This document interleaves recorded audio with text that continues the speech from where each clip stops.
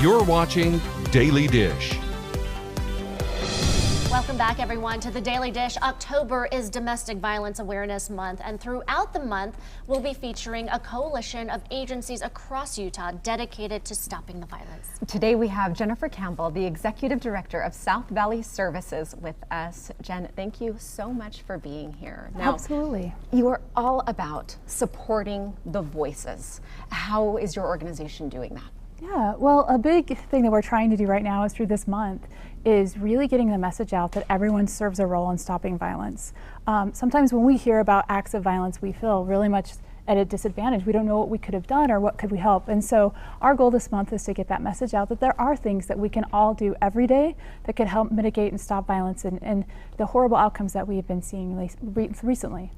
And what is the mission, the campaign to stop the violence? What can we do specifically? Yeah, and so I'm going to give the website. So it's stoptheviolenceutah.org in case I miss anything. So everyone can go on there and read up and research that. But there's 4 main areas that we look at ways that individuals can help. The first is education. Understanding that domestic violence exists, that it's happening in our communities, that there's different forms of that. It doesn't look the same for everyone, and that individuals need help. Recognizing and understanding how to respond to those incidences and where to refer them for help is a big step.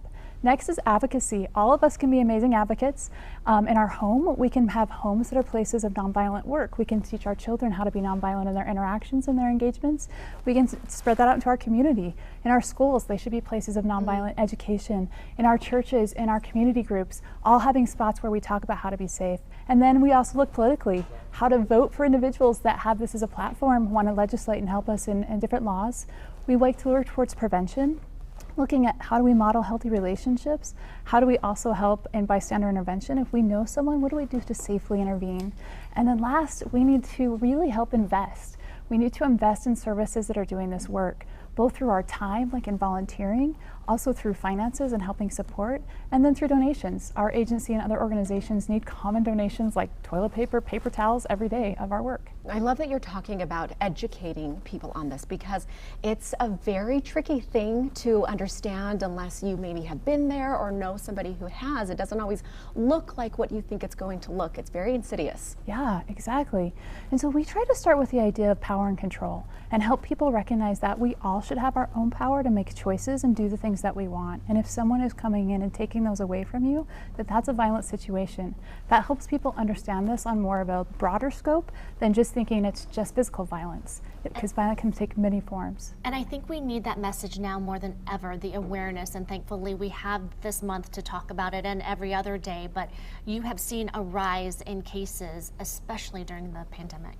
Yeah, homes were already experiencing stress, but then when you had the pandemic come in, those experiences of being isolated, being away from our supports, our community supports, all of those perpetuate tools that are used by perpetrators of violence to increase that inability to connect with help. And so we watched that over the pandemic. We saw a rise and an increase in the series of violence that we were seeing, but also the inability for people to access services safely.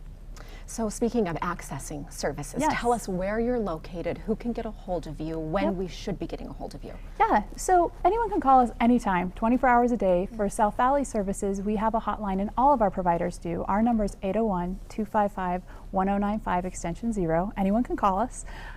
If you're in an instance you need help, or if you know someone who needs help, reach out anytime and we'll be there for services. We primarily serve West Jordan and Salt Lake County, but we also partner with other organizations throughout the state, and we'll help you connect with them as well. Jennifer, thank you so much. It is visit stoptheviolenceutah.org or go to svsutah.org for more information for the 24-hour helpline. Again, it's 801-255-1095 for anyone right now who is seeking help or knows a loved one who needs help. Thank you so much for being here. Thank you.